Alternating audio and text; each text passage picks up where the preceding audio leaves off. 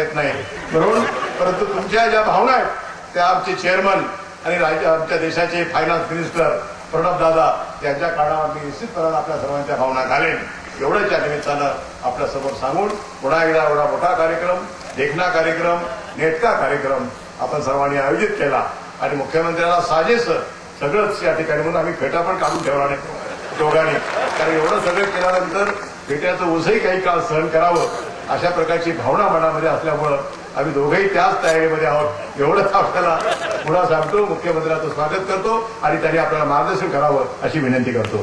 धन्यवाद. जय हिंद, जय महाराष्ट्र. मुख्यमंत्र्यांचं भाषण सुरू होण्यापूर्वी मला एक गोष्ट आपल्या सर्वांना नमूद करावीशी वाटते. विकास सहकारी साखर कारखान्याला सर्वोत्कृष्ट साखर कारखान्याचं पारितोषिक माननीय नामदार श्रीमान विलासरावजी देशमुख यांच्या हस्ते मागच्या वर्षी मिळाले. आपण टाळ्यांच्या कडकडाटात त्याचं अभिनंदन करूया. आणि देशमुख साहेब आपण माफ करा, माननीय नामदार श्रीमान पृथ्वीराजजी चव्हाण साहेबांच्या हस्ते मिळाला आहे. आणि आपण जो मांजरा आणि विकासचा उल्लेख केला त्याच्या बाबतीत मला फक्त एवढंच म्हणावं असं वाटतं, प्रत्यक्षावर प्रतिमा उत्कट. धन्यवाद. विकास सहकारी साखर कारखान्याच्या त्या सहवीज निर्मिती प्रकल्पाच्या उद्घाटन समारंभाचे अध्यक्ष केंद्रीय ग्रामविकास मंत्री आणि या परिसराचा विकासाच्या दृष्टीने कायापालट करणारे या सर्व संस्थांचे मार्गदर्शक नामदार विलासरावजी देशमुख,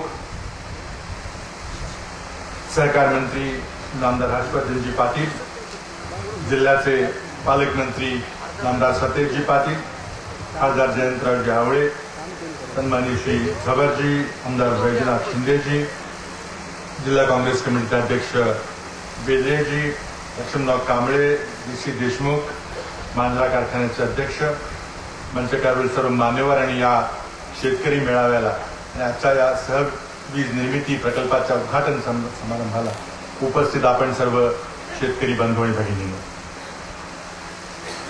2.5-3 वर्षापूर्वी, मला वाटतं 4 वर्षापूर्वी असतील, 2006 मध्ये मी आपल्या कारखान्याच्या अर्कशाळेच्या उद्घाटन प्रसंगी आलो होतो.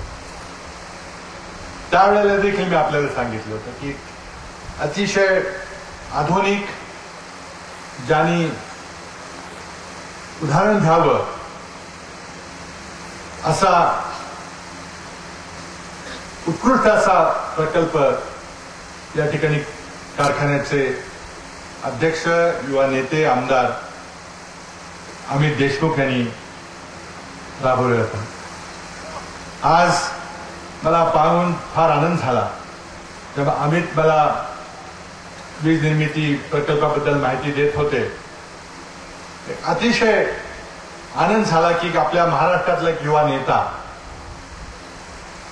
एक मोठ्या घरात जन्माला आले म्हणून तिथपर्यंत थांबून न राहता स्वतः आपल्या कार्यक्षमतेनं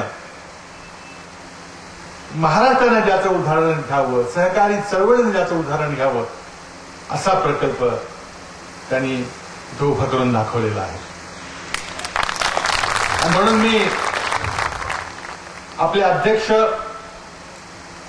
आणि युवा नेते अमित देशमुख यांचं अभिनंदन करतो, कौतुक करतो आणि त्यांना सुरुवातीला शुभेच्छा देतो की आणखी मोठं व्हा, आणखी सेवा करा